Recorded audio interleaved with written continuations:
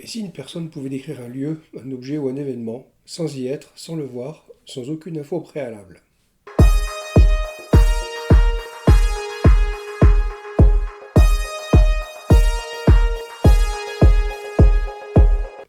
C'est exactement la promesse du remote viewing, qu'on traduit souvent par vision à distance. Aujourd'hui, on va faire trois choses calmement. Expliquer ce que les gens appellent remote viewing, comprendre pourquoi certains pensent que ça pourrait être utilisé en secret, et surtout savoir si les formations et les coachs du remote viewing sont des arnaques ou pas. Alors, c'est quoi le remote viewing? Donc dans sa version moderne, le remote viewing n'est pas présenté comme une voyance vague du type je ressens une énergie. C'est plutôt vendu comme une méthode, on te donne une cible inconnue, parfois juste un code, et tu dois noter des impressions, des formes, des textures, des couleurs, des sensations. Puis à la fin, on compare avec la cible réelle. Sur le papier, ça ressemble presque à un protocole. Séparation entre la cible et le viewer, prise de notes structurée, puis validation après coup. Le problème, c'est que l'existence d'une méthode ne prouve pas l'existence d'un pouvoir. On peut créer un protocole pour n'importe quoi. La vraie question est-ce que ça marche mieux que le hasard et de manière fiable? Parce que si ça marche vraiment, ça change beaucoup de choses. Je vous laisse commenter sur ce sujet. Si vous avez des questions, n'hésitez pas. C'est parfait pour l'algorithme, hein. Donc pourquoi ça? Pourquoi si ça serait utilisé secrètement? On entre dans le domaine du peut-être, donc il faut raisonner comme un enquêteur. Il y a plusieurs raisons logiques pour lesquelles un service de renseignement pourrait un jour s'adresser à ce genre de pratique, même si c'est incertain.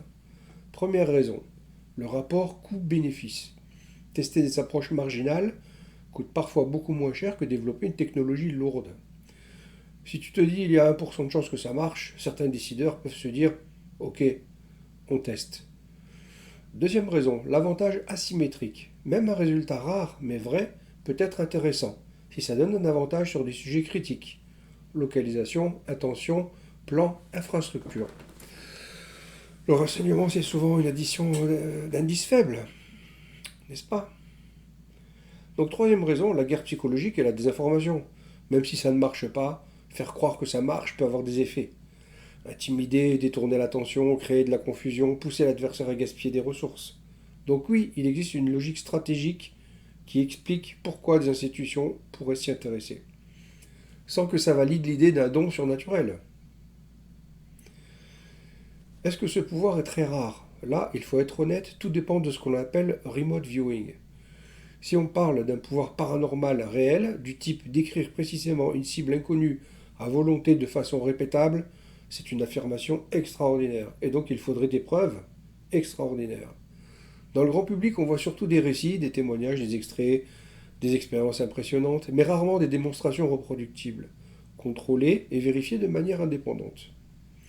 Si on parle d'une compétence psychologique, c'est différent. Certaines personnes sont naturellement meilleures pour détecter des motifs, faire des associations rapides, rester concentré longtemps, produire des descriptions riches sans se censurer. Et ça, oui, c'est beaucoup moins mystique. Ce sont des compétences humaines et elles peuvent se travailler, mais elles ne prouvent pas la télépathie. Donc, la réponse la plus solide est le talent peut exister, attention, imagination, discipline. Le pouvoir paranormal fiable reste une revendication très forte, qui demande un niveau de preuve rarement atteint dans les contenus viraux. Encore une fois, je vous ai dit que je faisais passer quand même la rationalité avant beaucoup de choses. Vous le verrez dans toutes mes vidéos. Quand c'est extraordinaire, je dirai c'est extraordinaire. Quand ça l'est pas, j'expliquerai pourquoi. Les formations alors, arnaqueur ou pas? Ici, il faut éviter le piège classique. Tout est arnaque ou tout est vrai. La réalité est souvent plus simple. Il y a un marché et dans tout marché, il y a du sérieux et du douteux. Comment savoir quand c'est probablement une arnaque? On te promet des résultats garantis, en 7 jours tu verras le futur. On te vend une aura de secret, méthode interdite, armée, documents classifiés, sans preuve vérifiable, comme d'habitude. On crée une dépendance. Si tu échoues, c'est que tu n'as pas acheté le niveau 2. Dépense. On utilise surtout des témoignages émotionnels, pas de protocole clair. On refuse toute critique, bien sûr, toute vérification, beaucoup ont dit que les sceptiques bloquent l'énergie. Quand ça peut être discutable, c'est pas pareil. On présente ça comme un entraînement mental, concentration, visualisation, intuition, prise de notes. On ne vend pas ça comme un super pouvoir, mais comme une pratique exploratoire. On accepte l'idée et l'échec de la certitude. On encourage la vérification, les tests, les groupes de pratique et la transparence. Ce que beaucoup de gens achètent, au fond, ce n'est pas le pouvoir.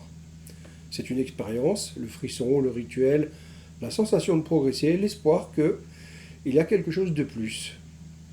Mais dès que quelqu'un te vend du certain sur un sujet qui repose sur l'incertain, c'est là que l'alerte rouge s'allume. Alors, comment tester sans se faire manipuler? Si tu veux garder l'esprit ouvert sans te faire avoir, voilà un cadre simple. Toujours séparé. La personne qui connaît la cible ne doit pas influencer le viewer. Utilisez des cibles préparées à l'avance et si possible, tirez au sort. Notez avant tout,